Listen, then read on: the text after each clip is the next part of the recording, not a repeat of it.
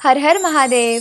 नमस्कार. Welcome to sparkling golden ocean channel. आपल्या सर्वांचं आपल्या स्पार्कलिंग गोल्डन ओशन चॅनलमध्ये हार्दिक स्वागत.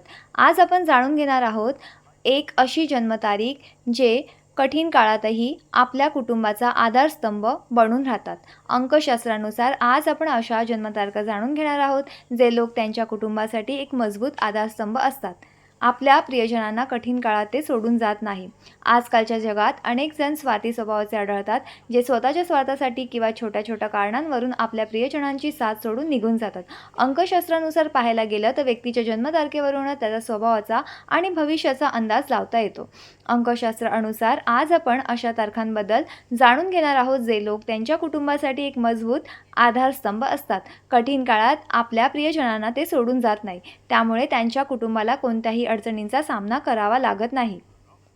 अंकशास्त्रानुसार विशिष्ट तारखांना जन्मलेले लोक त्यांच्या कुटुंबासाठी एक मजबूत आधारस्तंभ असतात.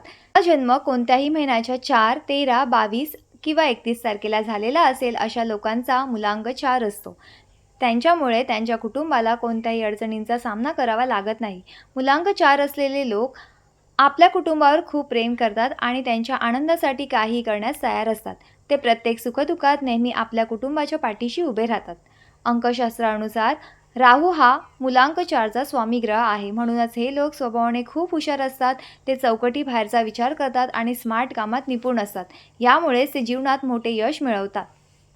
मुलांक 4 असलेले लोक स्वभावाने खूप जबाबदार असतात आणि प्रत्येक जबाबदारी अत्यंत काळजीपूर्वक पार पाडतात. जबाबदार असण्यासोबतच ते व्यावहारिक आणि शिस्तप्रिय देखील असतात. अंकशास्त्रानुसार मुलांक 4 असलेले लोक त्यांच्या कुटुंबासाठी एक मजबूत आधारस्तंभ असतात आणि प्रत्येक कठीण काळात त्यांच्या पाठीशी उभे राहतात. त्यांच्या पाठिंब्याने कुटुंब प्रत्येक अडचणीवर सहज मात करतं. ते कुटुंबाची प्रत्येक गरज पूर्ण करण्यासाठी प्रयत्नशील असतात. अंकशास्त्रानुसार मुलांक 4 असलेले लोक स्वतंत्र विचारांचे असतात आणि त्यांना त्यांच्या कामात कोणाचाही हस्तक्षेप आवडत नाही. ते भावनांपेक्षा तर्काच्या आधारावर काम करण्यास प्राधान्य देतात.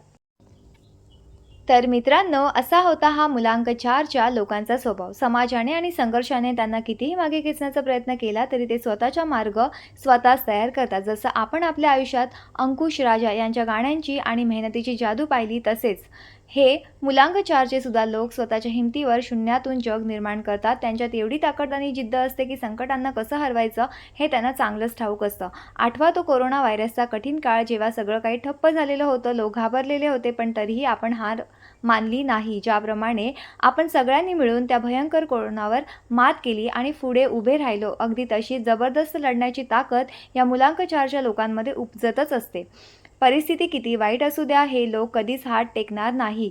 मित्रांनो, आजचा हा खास व्हिडिओ मुलांक 4चं विश्लेषण तुम्हाला कसं वाटलं मला कमेंटमध्ये नक्की सांगा. जर हा व्हिडिओ तुमच्या मनाला कुठेतरी स्पर्श करून गेला असेल तर एक लाईक नक्की करा. मुलांक 4च्या तुमच्या मित्रांसोबत हा व्हिडिओ आवर्जून शेअर करा आणि आपल्या अशाच नवनवीन माहितीपूर्ण व्हिडिओसाठी चॅनलला आता सबस्क्राईब करा. भेटूया पुढच्या व्हिडिओमध्ये. तोपर्यंत सुरक्षित राहा आणि स्वतःची काळजी घ्या.